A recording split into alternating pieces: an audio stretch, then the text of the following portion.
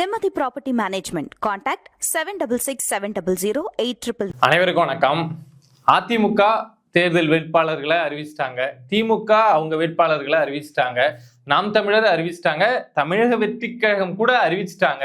ஆனா இன்னும் பிஜேபி ஒரு நேஷனல் பார்ட்டி வந்து அவங்களுடைய கேண்டிடேட் யாரு 27 தொகுதியில நிக்கிறாங்க யாருன்னு அறிவிக்காம இருக்காங்களே அப்படிங்கிறது எல்லாருக்கிட்டையும் ஒரு டாக்கா போயிட்டு இருந்தது. பட் நேத்தி ஃபைனலா இவங்க தான்ப்பா எங்களுடைய 27 வேட்பாளர்கள் அப்படின்னு சொல்லிட்டு பிஜேபி தரப்புல இருந்து அறிவிச்சிருக்காங்க.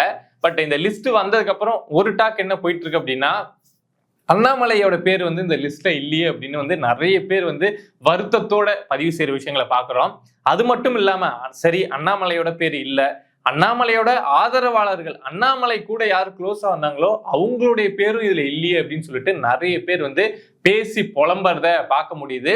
அதுக்கு காரணம் என்ன அப்படின்னா, பிஜேபியில டிராவல் பண்ணவங்க அண்ணாமலை மேல வச்சிருந்த அந்த பற்று. சோ அவரு இங்க ஒரு முக்கியமான ஹீரோவா பார்க்கப்படுறப்போ அவரு தேர்தலில் நிக்கலையே, அவரு நின்று ஜெயிச்சு சட்டமன்றத்துக்குள்ள அசம்பிளிக்குள்ள போனார் அப்படின்னா அது நல்லா இருக்குமே அப்படின்னு எல்லாருக்கும் ஒரு எதிர்பார்ப்பு இருந்தது. சோ அதனால எல்லாரும் அப்படி நினைக்கிறாங்க. பட் உண்மை என்ன அப்படின்னா, பிஜேபி எப்பொழுதும் அந்த தேர்தலுக்கான கணக்கை மட்டும் போட மாட்டாங்க. 2026 தேர்தல் தமிழ்நாட்டில் நடக்குதா, அந்த தேர்தலை மட்டும் கணக்கு வச்சு பிஜேபி எப்பொழுதுமே வேலை செய்ய மாட்டாங்க. அவங்களுக்கு 2029க்கு என்ன கணக்கு, 2031க்கு தமிழ்நாட்டுக்கு என்ன கணக்கு அப்படின்னு இன்னும் ஒரு லாங் டைமா பிஜேபி வந்து எப்பொழுதுமே ஒரு கணக்கு அப்படிங்கிறத போடுவாங்க. சோ அந்த அடிப்படையில பிஜேபி தலைமை செய்யக்கூடிய விஷயங்களை வந்து சில நேரத்துல நமக்கு பாக்குறதுக்கு கசப்பா தெரியும். அண்ணாமலை ஃபாலோவர்ஸுக்கு என்னடா பிஜேபி இப்படி செஞ்சுட்டாங்க அப்படின்னு கசப்பா தெரியும். ஆனா இன்னும் 2 வருஷம் கழிச்சோ இல்ல இன்னும் 3 வருஷம் கழிச்சோ இல்ல இந்த தேர்தலுக்கு அப்புறமோ அன்னைக்கு பிஜேபி எடுத்த முடிவு சரிதான் அப்படிங்கிற மாதிரி வரும். நிறைய முடிவுகள் அவங்க இதை மாதிரி சரியா எடுத்திருக்காங்க. நம்ம மாநிலத்துலன்னு கிடையாது, இந்தியா முழுக்க பல மாநிலங்கள்ல இதை மாதிரி முக்கியமா அந்த ஸ்டேட்ல முக்கியமா பார்க்கப்பட்டவங்களை அந்த தேர்தலில் நிறுத்தாம சில முடிவுகள்லாம் எடுத்து அதை பிஜேபி வந்து சக்சஸ் பண்ணி காமிச்சிருக்காங்க. ஸோ அப்படி பார்க்கறோம் அப்படின்னா அண்ணாமலை அவர்களை பிஜேபி வந்து ஹோல்ட் பண்ணி வைக்கிறாங்க, அண்ணாமலைக்கு க்ளோஸா இருக்கிறவங்க எல்லாம் ஹோல்ட் பண்ணி வைக்கிறாங்க அப்படின்னா ஏதோ ஒரு காரணம் அப்படிங்கிறது இருக்கும். அதை தாண்டி அண்ணாமலை அவர்களுமே இந்த தேர்தலில் வந்து நிக்கிறதுக்கு பெருசா இன்ட்ரெஸ்ட் காட்டல அப்படிங்கிறது நமக்கு தெரியுது. நிறைய நேஷனல் லீடர்ஸ்லாம் வந்து அண்ணாமலை கிட்ட பேச்சுவார்த்தை நடத்தினாங்க. ஏதோ ஒரு பெரிய கான்வர்சேஷன் அப்படிங்கிறது அவங்களுக்குள்ள பெருசா போயிருக்கு. பட் ஏதோ ஃபைனலா அண்ணாமலை நிக்கல, அண்ணாமலைக்கு ஃபேவரா க்ளோஸா இருந்த யாரும் நிக்கல. ஸோ அதெல்லாம் மறந்துட்டு அண்ணாமலை அவர்களே மறந்துட்டாரு. இந்த விஷயம்லாம் முடிஞ்சதுக்கு அப்புறம் நான் முழு ஒத்துழைப்பு அப்படிங்கிறத கொடுப்பேன், முழுசா என்னுடைய உழைப்பு அப்படிங்கிறத நம்ம வேட்பாளர்களுக்கு, கூட்டணி கட்சி வேட்பாளர்கள், அதிமுக வேட்பாளர்களா இருக்கட்டும் இல்ல பிஜேபி வேட்பாளர்களா இருக்கட்டும், எல்லாருக்கும் கொடுப்போம் அப்படிங்கிற அந்த மைண்ட் செட். அதை கடந்து வந்துட்டு ஒரு பிரச்சனை அப்படியே ஒரு வாரமா அப்படி இப்படின்னு ஒரு கன்ஃபியூஷன் போச்சு. பட் அது முடிஞ்சிடுச்சா, அந்த பிரச்சனை இப்படி பிளாட்டா ஆயிடுச்சா, ஸோ அடுத்து என்ன அப்படிங்கிற இடத்துக்கு அண்ணாமலையே மூவ் ஆகி வந்துட்டாங்க.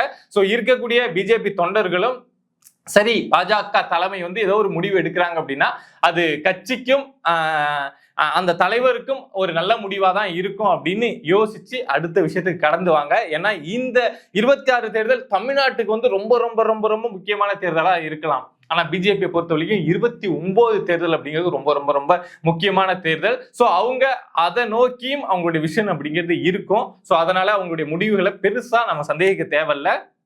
பல காரணங்கள் இதுக்கு பின்னாடி ஒளிஞ்சிருக்கும். ஸோ இப்போ அந்த லிஸ்ட் அப்படிங்கிறத நீங்களே பார்த்துருப்பீங்க. மொத்தம் 27 தொகுதிகளில் வந்து 5 பெண்களுக்கு வாய்ப்பு கொடுத்துருக்காங்க. 5 பெண்களுங்கிறது மற்ற கட்சிகள் கூட, நம்ம திராவிட கட்சிகள் கூட கம்பேர் பண்றப்போ அந்த ரேஷியோ பார்த்தோம் அப்படின்னா ஓகே 5 அப்படிங்கிறது ஓகே தான். இதுல முக்கியமான ஸ்டார் கேண்டிடேட்ஸ் அப்படின்னு பார்த்தோம்னா தமிழிசை சவுந்தரராஜன் நிக்கிறாங்க, அப்புறம் எல் முருகன் வந்து மத்திய துணை இணை அமைச்சரா இருக்காங்க, பட் இருந்தாலும் நிக்கிறாங்க, நம்ம நயினார் நாகேந்திரன் நிக்கிறாங்க, அப்புறம் வானதி ஸ்ரீனிவாசன், விளவங்கோடு தொகுதியில வந்து விஜயதாரணி நிக்கிறாங்க. ஸோ அதுக்கு இதை மாதிரி ஸ்டார் கேண்டிடேட்ஸ் அப்படின்னு பார்த்தோம்னா கேசி திருமாறன் நிக்கிறாங்க, அப்புறம் ராமசீனிவாசன் நிக்கிறாங்க. ஸோ இதை மாதிரி பார்த்தோம் அப்படின்னா ஒரு ஸ்டார் கேண்டிடேட் அப்படின்னு இந்த 27 பொறுக்கணும் அப்படின்னா ஒரு 10 பேரை பொறுக்கலாம். ஏன் ஸ்டார் கேண்டிடேட் அப்படின்னா அவங்களுக்குன்னு ஒரு வேல்யூ அப்படிங்கிறது இருக்கும், ஃபேஸ் வேல்யூ அப்படிங்கிறது இருக்கும். மினிமமா இவங்களுக்கு இவ்வளவு ஓட்டு விழும் அப்படிங்கிறது இருக்கும். ஸோ அப்படி கணக்கு பார்க்குறோம் அப்படின்னா இந்த 10 பேர்ல ஒரு 8 பேர் ஜெயிப்பதற்கான வாய்ப்பு இருக்கு. மிச்சம் 17 பேர்ல நீங்க பாத்தீங்கன்னா ஒரு 10 பேர் 11 பேர் தான் ஜெயிக்கிறாங்க அப்படின்னா இந்த 10 பேர்ல 8 பேர் ஜெயிப்பதற்கான வாய்ப்பு அப்படிங்கிறது உண்டு. பட் என்ன களத்துல பண்ண போறாங்க, அதிமுக ரூலிங் கவர்மெண்டா வந்தா 27, 24, 23 கூட பிஜேபி ஜெயிப்பதற்கான வாய்ப்பு அப்படிங்கிறது உண்டு. ஒருவேளை வரல அப்படின்னா பிஜேபி எத்தனை நம்பர்ஸ் ஜெயிப்பாங்க அப்படிங்கிறது ஒரு கொஸ்டினபிளா இருக்கும். பட் என்ன பண்றாங்க அப்படின்னு பார்ப்போம். இதுல நயினார் ஜெயிக்கிறாரு, எல்முருகன் ஜெயிக்கிறாரு, இல்ல வானதி சீனிவாசன் ஜெயிக்கிறாங்க அப்படிங்கிறதுலாம் ஒரு வெற்றியா மட்டும்தான் அவங்க ஜெயிச்சிட்டாங்க அப்படின்னா அப்பா இவங்க ஜெயிச்சிட்டாங்கப்பா அப்படிங்கிறத மட்டும்தான் நம்ம பார்க்க முடியும். ஆனா தமிழிசை சவுந்தரராஜன் மட்டும் இந்த தேர்தலில் ஜெயிச்சாங்க அப்படின்னா அது வந்து ஒரு பெரிய ரெக்கார்டா பார்க்கணுங்க. தமிழிசைய சவுந்தரராஜன் அவர்களை வந்து தமிழ்நாட்டில் பிடிக்காத யாருமே இருக்க மாட்டாங்க. எதிர்கட்சியில இருக்கவங்க கூட அக்கான்னு சொல்லி கூப்பிடுற அளவுக்கு தான் மரியாதையோட தான் அவங்க மேல இருப்பாங்க. ஸோ அவங்களுடைய வெற்றியை வந்து பிஜேபியில இருக்கவங்களும் சரி, மற்ற கட்சியில இருக்கவங்களும் சரி, இந்த முறையாவது அக்கா ஜெயிச்சிருவாங்களா அப்படின்னு ஒரு ஆவலோட பாக்குறாங்க. ஏன்பா என்னப்பா அவங்க மேல ஒரு ஆவல் அப்படின்னா, இது வரைக்கும் 6 முறை தேர்தலில் போட்டிட்டு இருக்காங்க. 3 நாடாளுமன்ற தேர்தல், 3 சட்டமன்ற தேர்தல்ல இவங்க போட்டிட்டு இருக்காங்க.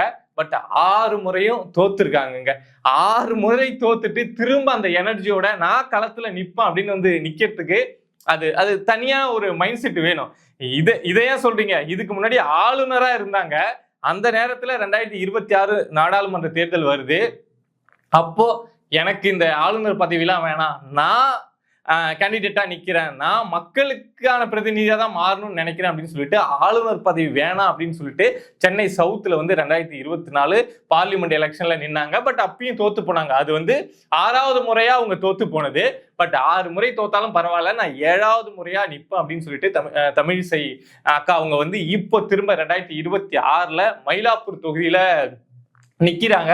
ஸோ ஒருவேளை அவங்க ஜெயிச்சாங்க அப்படின்னா அது வந்து ஒரு ரெக்கார்டா இருக்கும் அப்படின்னு வைங்களேன். 6 முறை தோத்துட்டு 7வது முறையா ஃபைட் பண்றதுக்கே ஒரு மனசு வேணும். அதை ஃபைட் பண்ணி அதுல வின் பண்ணி காமிச்சாங்க அப்படின்னா அது நல்ல விஷயமா இருக்கும். மயிலாப்பூர் மக்கள் வந்து இதை பத்தி யோசிக்கணும். ஒருத்தவங்க திரும்ப திரும்ப இதுக்காக போராடுறாங்களே, என்னத்துக்காக ஒரு பெண்ணா இருந்து போராடுறாங்க அப்படிங்கிற விஷயத்த யோசிச்சாங்கன்னா இந்த முறை அவங்களுக்கு ஒரு வாய்ப்பு அப்படிங்கிறது கிடைக்கும். பட் நம்ம மேல இருக்க விஷயங்கள்லாம் விட்டுட்டு கீழே போயிட்டு கேட்கிறப்போ சில டேட்டாஸ் என்ன சொல்லுது அப்படின்னா, மயிலாப்பூர்ல தமிழிசை சவுந்தரராஜன் அவர்களுக்கு வெற்றி வாய்ப்பு உண்டா அப்படின்னா இந்த முறை கண்டிப்பா உண்டுங்க. ஏன்னா இந்த முறை வந்து ஏடிஎம்கேவுக்கு ஃபேவரா தான் களம் இருக்கு. அப்படி இருக்கப்போ பிஜேபி வந்து ஏடிஎம்கே இவங்க எல்லாம் அலைன்ஸ்ல இருக்கிறதுனால தமிழிசை சவுந்தரராஜனுக்கு இந்த முறை நல்ல வாய்ப்பு இருக்கு அப்படின்னு சொல்றாங்க.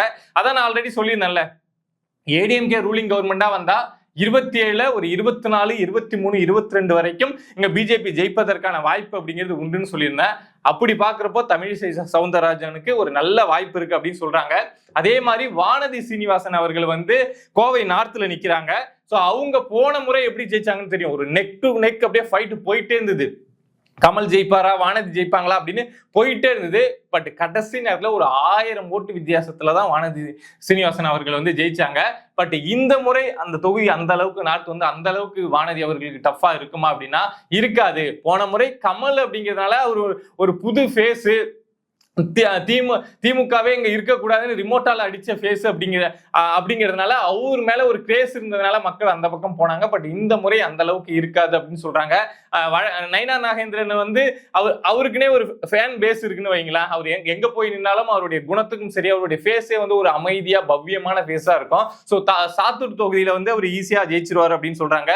அதே மாதிரி விளவங்கோடு தொகுதியில வந்து விஜயதாரணி வந்து என்ன பண்ணுவாங்க அப்படின்னு தெரியல. ஏற்கனவே அவங்க வந்து அங்க சட்டமன்ற உறுப்பினரா இருந்தாங்க. பட் காங்கிரஸ் கட்சியில இருந்து இருந்தாங்க. பட் இந்த முறை காங்கிரஸ் முழு எதிராக இருக்கக்கூடிய பிஜேபி கட்சி சார்பில் வந்து போட்டி போடுறாங்க. ஸோ அந்த தொகுதி ரொம்ப டஃப்பா இருக்கும். அங்க இருக்கக்கூடிய காங்கிரஸ் தொண்டர்கள் எல்லாருமே விஜயதாரணி மேல செம்ம கோவத்துல இருக்காங்க அப்படின்னு சொல்றாங்க. இதை தாண்டி பார்த்தோம் அப்படின்னா எல் முருகன் அவர்கள் வந்து அவினாசி தொகுதியில நிக்கிறாங்க. ஸோ எல் முருகன் அது வந்து ஒரு தனி தொகுதி உங்களுக்கு தெரிஞ்சிருக்கும். ஸோ அங்க எல்முருகன் ஜெயிப்பதற்கான வாய்ப்பு அதிகம் அப்படின்னு சொல்றாங்க. ஸோ இப்படி பாக்குறோம் அப்படின்னா ஒரு 4-5 தொகுதி வந்து ரொம்ப டஃப்பா இருக்கும் பிஜேபிக்கு. அங்க அதிருப்தி அதிகமா இருக்கு அப்படின்னு சொல்றாங்க. பட் மற்றபடி ஓரளவுக்கு களம் அப்படிங்கிறது சாதகமா இருக்கு. ஸோ அதிமுகவுக்கு களம் சாதகமா இருக்கு அப்படின்னா இங்க பிஜேபிக்கு களம் சாதகமா இருக்கு அப்படின்னு தான் அர்த்தம். பிஜேபிக்கு களம் சாதகமா இருக்குன்னா அதிமுகவுக்கு களம் சாதகமா இருக்கு அப்படின்னு தான் அர்த்தம். இவங்களுக்கு சாதகமா இருக்கு அப்படின்னா திமுகவுக்கு களம் சாதகமா இல்லை அப்படிங்கிறத புரிஞ்சுக்கோங்க. ஸோ இந்த கட்சியில பயணிக்கக்கூடிய பிஜேபியில பயணிக்கக்கூடிய நபர்கள் வந்து அண்ணாமலை இல்லை, அண்ணாமலைக்கு சப்போர்ட் பண்ணக்கூடிய நபர்லாம் கேண்டிடேட் லிஸ்ட்ல இல்லை அப்படிங்கிறதெல்லாம் மறந்துட்டு இந்த தேர்தல் திமுகவை தோக்கடிப்பதற்கான தேர்தல் அப்படிங்கிறத மைண்ட்ல வச்சுட்டு வேலை செய்யுங்க. நாம யோசிக்கிறதை விட பிஜேபி நேஷனல் லீடர்ஸ் வந்து ரொம்ப கால்குலேட்டிவா யோசிச்சு தான் ஒரு முடிவு அப்படிங்கிறத எடுப்பாங்க. நன்றி.